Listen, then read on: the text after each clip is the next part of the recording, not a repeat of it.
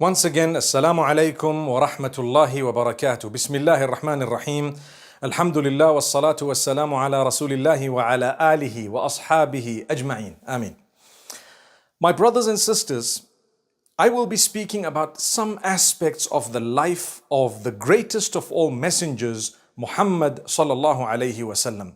Why do we say he's the greatest of all messengers? Well, that is what Allah told us. And Allah subhanahu wa ta'ala has not only chosen him as the greatest of all messengers, but the most loved unto Allah, the best of creation. Like we always say, the most noble of all prophets of Allah subhanahu wa ta'ala. Allah has chosen 5 of his messengers above others. Allah says in the Quran in Surah Al-Baqarah, تِلْكَ الرُّسُلُ فَضَّلْنَا بَعْضَهُمْ عَلَى بَعْضٍ. The messengers, we have raised some in level above others. So not all of them were of the same rank. So, these messengers, these prophets, they were not of the same rank. Allah subhanahu wa ta'ala mentions 5 of them, and he mentions some of them in the Quran. Some he doesn't mention in the Quran. Allah says, مِنْهُمْ مَنْ قَصَصْنَا عَلَيْكَ وَمِنْهُمْ مَنْ لَمْ نَقْصُصْ عَلَيْكَ. From among these messengers, there are some whom we have related their stories to you, and some whom we have not related their stories to you, so you wouldn't know them. Amazing. And this is why Allah subhanahu wa ta'ala mentions 5 names in one verse. وَإِذْ أَخَذْنَا مِنَ النَّبِيِّينَ مِيثَاقَهُمْ وَمِنْكَ وَمِنْ نُوحٍ وَإِبْرَاهِيمَ وَمُوسَى وَعِيسَى بْنِ مَرْيَمَ. Allah subhanahu wa ta'ala speaks about those who are known as ulul azmi min ar-rusul. Those who were the most determined from among these messengers. They had the highest rank. They went through challenge upon challenge, great challenges. And these challenges raised them in rank. If you look at the Prophet Ibrahim alayhi salam, Allah mentions him. Allah mentions Noah, Nuh alayhi salam, Ibrahim alayhi salam, Isa alayhi salam, Muhammad sallallahu alayhi wa sallam. And Musa alayhi salam. So Isa, Musa, Nuh alayhi salatu was salam, the Prophet Muhammad sallallahu alayhi wa sallam, and Ibrahim. Amazing. May Allah's peace and blessings be upon all of them. They went through difficulty, hardship, and I want to say something. The Prophet Muhammad sallallahu alayhi wa sallam went through the greatest hardship, the greatest difficulty, challenge upon challenge. I always say, when we're talking about Nabi Muhammad sallallahu alayhi wa sallam, we need to realize Allah loved him the most. If Allah wanted, Allah could have actually facilitated his living on earth with the greatest of luxuries. But Allah wants us to know that when he loves you, it does not mean that he's going to shower upon you the luxuries of this world, because those whom he loved more than you, he did not shower upon them the luxuries of this world, but he gave them contentment. Allah says in Surah Al-Furqan, تبارك الذي إن شاء جعل لك خيرا من ذلك جنات تجري من تحتها الأنهار ويجعل لك قصورا. Glory be to Allah, whom, if he had willed, he could have made for you, O Muhammad sallallahu alayhi wa sallam, much better than everything they've had. He would have made for you gardens beneath which rivers were flowing, and palaces he would have given you. But Allah says, they have belied the hour. They don't even believe in the hour. So if we take a look at technology and the advancement we have, this technology, if Allah wanted, he could have let it be at the time of Muhammad sallallahu alayhi wa sallam. But all this advancement and all this luxury and all this technology and everything, Allah kept it for later on. Imagine, we believe firmly in every aspect of the life of Nabi Muhammad sallallahu alayhi wa sallam, but we haven't seen him with our eyes. The conviction in our hearts is even stronger than if we had seen him with our eyes. Meaning, we were not chosen to be from among the companions of Muhammad sallallahu alayhi wa sallam, yet we're totally convinced more than if we had seen something with our own eyes. I might belie my eyes if I were to see something, but I will never belie that messenger sallallahu alayhi wa sallam and his message. So what is the uniqueness? Revelation revealed to Muhammad sallallahu alayhi wa sallam, such that there is no contamination in it. Allah says, we will take care of the Quran, we will protect it, we will ensure that it remains intact right up to the end. And that's exactly what happened. And if you look at the Quran today across the globe, there is one mushaf, one Quran. And subhanAllah, there might be a few dialects of reading it, it doesn't change the meaning, subhanAllah. And amazingly, even if I don't speak your language, you can actually correct me when I'm reciting the Quran just by the fact that you're a Muslim who prays 5 daily prayers. Subhanallah. You would know some of these surahs off by heart. But let's get into the difficulties and hardship faced by the most loved unto Allah. And I've chosen this aspect of his life because we're going through a very, very difficult period, a unique time where coronavirus has come in and changed a lot of the norms that we had before it came in. And it seems to be a semi-long-term change, perhaps, who knows? May Allah protect us all and grant us return to life that is even better than what it was before. But more importantly, may Allah grant us a better relationship with Him than ever before. Because even if life did not return to normal, but you have a better relationship with Allah, you have succeeded. And if life returns to better than normal and you don't have a good relationship with Allah, then you have not succeeded. My brothers, my sisters, Muhammad sallallahu alayhi wasallam, bear in mind, best of creation, most noble of all prophets. His father passed away before he was born. Subhanallah. Allah chose for him to be born in a city and at a time when there was no advancement in terms of electricity, running water, the internet, mobile phones, motor vehicles, aircraft, space jets, whatever else there might have been. But Allah favored him above everyone. He was born. When he was born, his father had already preceded, or the death of his father had preceded his birth. So he was born an orphan. This is a consolation for all orphans. It is not because Allah is upset with you that you're an orphan. It is not because Allah does not love you and that's why He took your father away. No, perhaps He loves you more. Perhaps He loves you more. And that's why He took your father away, subhanAllah, made you an orphan. And as Nabi Muhammad sallallahu alayhi wasallam grew a little bit older, he faced a hardship in Badiya to Bani Sa'd, when he was sent to Halimat as-Sa'diyah, when he was sent to Halima, the wet nurse. And what happened is, at a certain time, Jibreel alayhi salam came to him, and there was the incident of the washing of the heart at that particular juncture when he was very young of the Prophet Muhammad sallallahu alayhi wasallam. And subhanAllah, he faced a difficulty, a hardship where he had to come back to his mother. And when he came back to his mother, a little while later, his mother passed away. He was only 6 years old, according to some of the narrations. So he stayed with his mother for about a year. According to the narrations, if he had come back at the age of 5, most of the time he did not spend with his mother. And when he did, the mother then passed away when he was 6 years old, still very young. So no father, no mother. That is the most loved unto Allah. That difficulty and hardship did not mean that Allah didn't love him.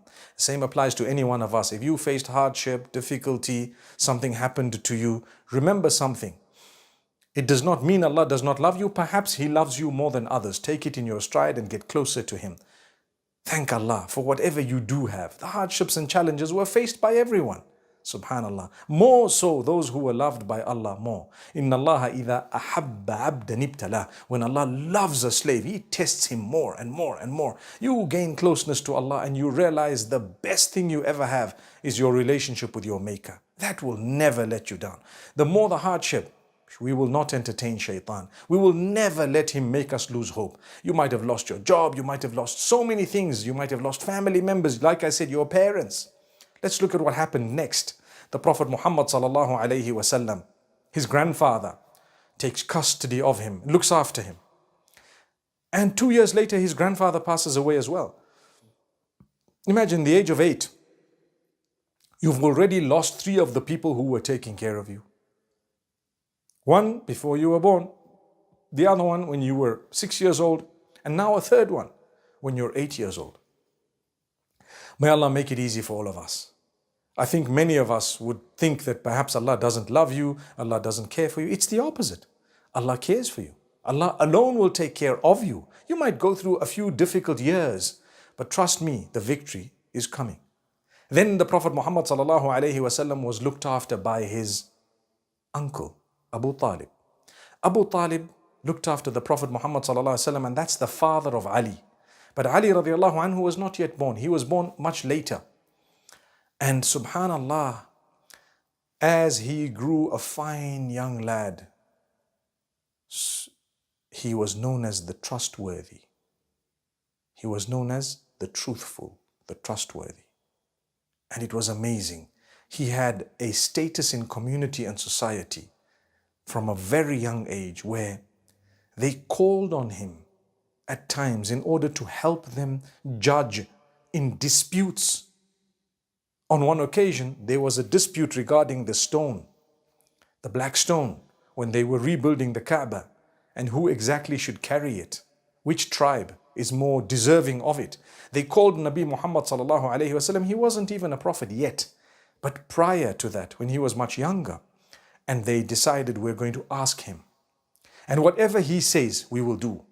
And he solved the matter in such a beautiful way. He asked the leader of every one of the tribes to hold a piece of the cloth, and the stone was placed in the middle, and all of them carried it to the Kaaba. And then he took it with his hands and placed it in its place. So that is something unique. They trusted him with this, and it was the gift of Allah for him, sallallahu alayhi wasallam. May Allah subhanahu wa ta'ala grant ease to everyone and grant us a lesson. You might be known as a trustworthy and honest person, but one day when you say something that people don't agree with or they don't like, everything will change. And take it in your stride. That must not make you give up the truth or your honesty, but it is a lesson in the life of Muhammad sallallahu alaihi wasallam for you and I to continue in the obedience of Allah. But before I get to that point, there was a time when he went into business. Prior to that, he was a shepherd, part-time shepherd. He looked after flocks of livestock. And amazing, he then did a bit of business. When he did business, who did he work for? He worked for a woman known as Khadija bint Khuwaylid radiyallahu anha. Khadija bint Khuwaylid radiyallahu anha was a businesswoman, Makkatul Mukarramah, well known. And she had been previously married. The Prophet Muhammad sallallahu alayhi wasallam made a trip to Abyssinia, or to Asham, not to Abyssinia, to Asham, to the northern part of the Arabian Peninsula, to what we know today as Syria, Lebanon, and that part of the world. So as he went there with the caravan, he came back and he presented every cent. That accountability was unique. How many of us are accountable? How many of us jot down or make a note of every single thing? Obviously, he was a person who didn't write and read for purposes that Allah had intended. That doesn't mean he was uneducated. He was the most highly educated from all, because he brought to us everything we actually have. But to be unlettered is very different from being uneducated. So no one would ever dare say that he was uneducated, because that is wrong. He was the most highly educated, but Allah didn't want him to read and write. So the term unlettered is used. Some people think it's a bad term. It's not a derogatory term. Allah wanted something. Allah says, وَمَا كُنْتَ تَتْلُو مِنْ قَبْلِهِ مِنْ كِتَابٍ وَلَا تَخُطُّهُ بِيَمِينِكَ إِذَا لَارْتَابَ الْمُبْطِلُونَ. Allah says, prior to prophethood, you couldn't, meaning you didn't read a book and you didn't read or write. You didn't write with your right hand, because then those who wanted to find fault in revelation would have doubted and said that you copied it from elsewhere. So Allah protected you from that, but you were the most highly educated. So let's get these two in order, and let's understand it's the derogatory term would be to say uneducated. But if you were to say that he didn't read or write, that is in the Quran, undeniable. May Allah subhanahu wa ta'ala bless every one of us. So when he made a note of whatever happened in the business trip, and he came back with lots of profits and so on, and this lady who was much older than him interacted with him, she decided, you know what, this would be a good man to marry. And the message got across to him, and mashallah, they ended up getting married. I learned so many things from this life of the Prophet Muhammad sallallahu alaihi wasallam, this story of his where he was proposed to, directly or indirectly, but the idea came to him at the peak of his youth, 25 years old. And mashallah, someone much older than him who was previously married, who had children. And subhanallah, he was faced with, should I or shouldn't I? Immediately he accepted the proposal because she was fit to be the mother of his children. She was an honest, upright person, dedicated. And that's it. Obviously, when the deen came, she supported him completely. She was the first from among the women to accept Islam. In fact, it is said she was the first person completely to accept Islam. So the Prophet Muhammad sallallahu alaihi wasallam married a much older woman. And this was at the peak of his life. People say, na'udhu billah, astaghfirullah, may Allah protect us and forgive us. People say that he was a womanizer. How can he have been a womanizer when at the age of 25, he married someone much older than him who was previously married, and he never married anyone in that particular time when he was married to her. And he always says, she was my strength and my pillar of support, and he always maintained a good relationship with her friends later on as well, and their families. So it goes to show that later on when he was much older and he married other women, there was a divine reason for that. Subhanallah. And people find fault in things and they just want to look for something to speak about in order to discredit. They will only be discrediting themselves, no one else. Even the kuffar of Quraysh, meaning the disbelievers of Quraysh, did not pick on those things. They didn't, because they knew that this man was noble, he was honest, he was honorable. Sallallahu alayhi wasallam. So he married her, and alhamdulillah, they had their children. And later on, one day, the Prophet Muhammad sallallahu alaihi wasallam decided to meditate, and he used to meditate often in the cave of Hira. And he got into the cave. What did he used to think about? He used to ponder over the evil that the people used to do and ways of correcting them, concern about his community, his people. They had some really bad ways. Those ways were known as al-jahiliyyah, the ignorance, the jahala, the period of ignorance, and the actions and deeds were also ignorant. Worshipping deities besides Allah, worshipping whatever else, idols and sticks and stones and so many other things. So he used to ponder how on earth can this be corrected. And he used to seclude himself in this cave. And Jibreel alayhi salam came to him one day with revelation. Iqra, read. Naturally, ma ana biqari. Iqra, read. Ma ana biqari. I'm not a reader. Read. Ma ana biqari. Read in the name of Allah. In the name of Allah, you can do anything. I want to stop there again. Brothers and sisters, another lesson. Nothing is impossible. Nothing is impossible in the name of Allah. If you were to start things in the name of Allah, nothing is impossible. If you are to actually seek the help of Allah, everything becomes possible. What you thought was impossible for Allah is very possible. He will do it for you. So, in other words, nothing is impossible for Allah. Imagine, Iqra bismi rabbik. Read in the name of Allah. Read in the name of your Lord who created you. Khalaq al-insan. He created mankind from a clot of blood. Subhanallah Rabbil Alameen. Amazing verses.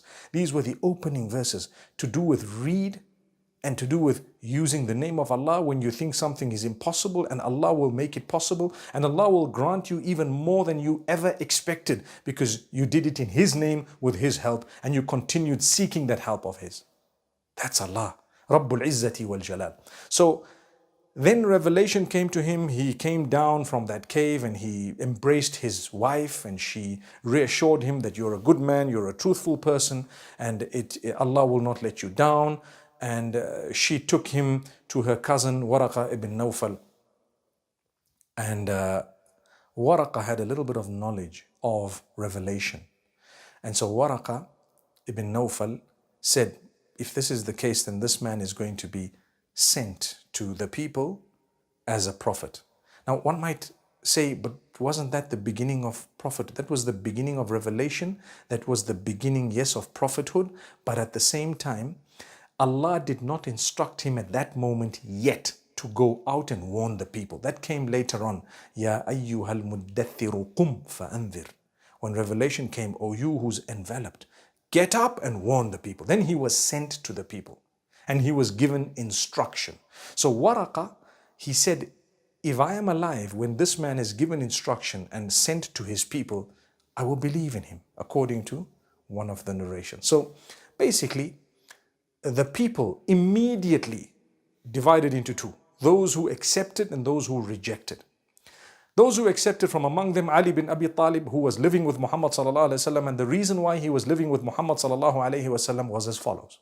His father Abu Talib was looking after Muhammad sallallahu alaihi wasallam.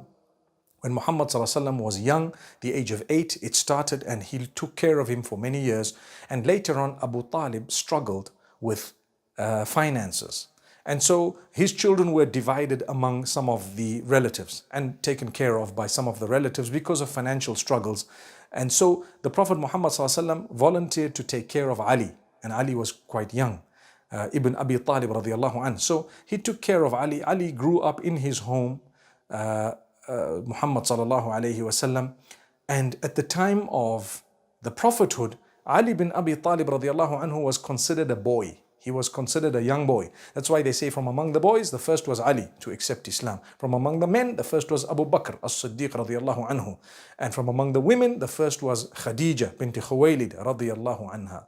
May Allah bless them all. So Abu Bakr then spoke to some of his friends, and a lot of them came forth. This is why if you take a look at the 10 who have been given glad tidings of paradise, known as Al-Ashara Al-Mubashsharina Bil-Jannah, many of them, they were brought into Islam by Abu Bakr. They were the friends of Abu Bakr as-Siddiq radiyallahu anhu. Abu Bakr was the friend of Muhammad sallallahu alaihi wasallam. It was their circle. This goes to show another point, something we learn from this story.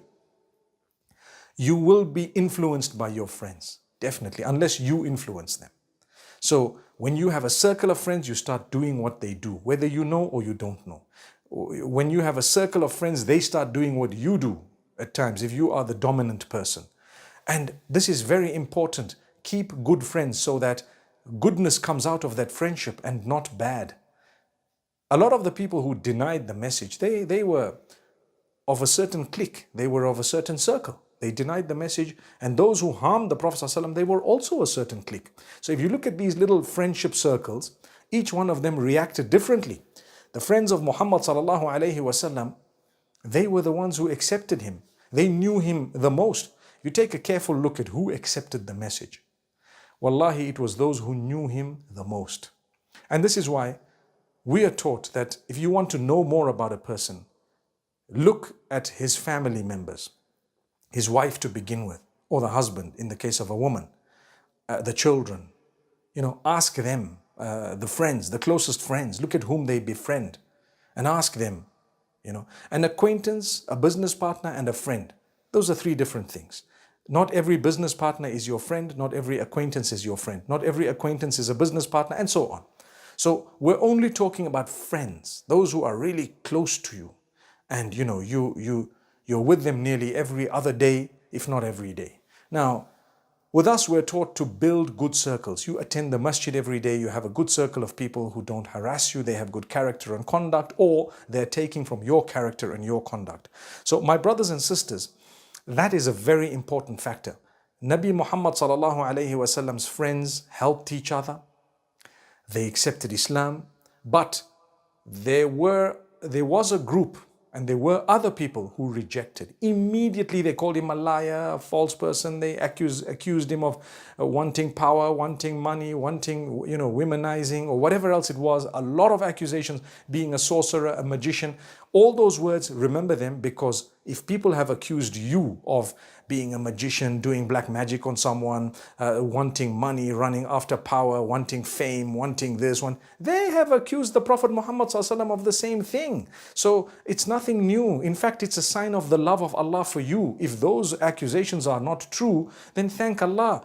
I mean, a lot of us would get it when you're starting to spread the deen. People will refute you unjustified, which means if it was justified, it's okay, but without any justification, they will hate on you. They don't even know you. They've never met you. Don't worry. Thank Allah. That must make you smile. Alhamdulillah. Allah loves you. Allah, if it happened to the Prophet ﷺ, so now look at you. May Allah subhanahu wa ta'ala bless every one of us.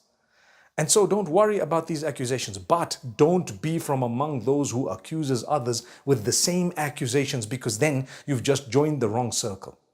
Interesting. That's a very powerful point. Now let me move on because I don't have much time. Unfortunately, the timing is very limited. But let me explain one more thing. The Prophet ﷺ at a certain point in his life lost all of his children one after the other, besides one. Fatima radiallahu anha outlived him. The rest of them, he lost them either in infancy or adulthood. And to be honest with you, any one of us who goes through that hardship, remember, it's not the sign of rejection of Allah. Allah doesn't hate you. Perhaps it's the sign of the love of Allah, because it happened to the one whom he loved the most. The Prophet Muhammad ﷺ, people went to war with him. People, refused food and water to go to him, accused him falsely, tried to hit him, tried to kill him. Allah protected him. All those are not signs that Allah dislikes you. They are signs that Allah loves you. So with this virus, with the loss of jobs, with the loss of lives, with the change of lives, it's not a sign that Allah dislikes you or hates you. Perhaps it's because Allah loves you. It's all in the heart. It's all about the condition of the heart. Are you pleased with Allah? Allah is pleased with you. Are you okay? Are you content? It's a contentment that Allah has promised you. Yes.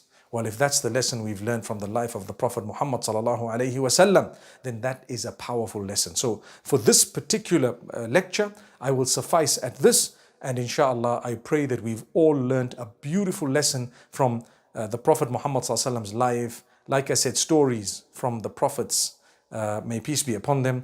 These were some of the lessons I thought perhaps might be relevant for us today with this virus. And may Allah bless every one of us. أقول قولي هذا والسلام عليكم ورحمة الله وبركاته.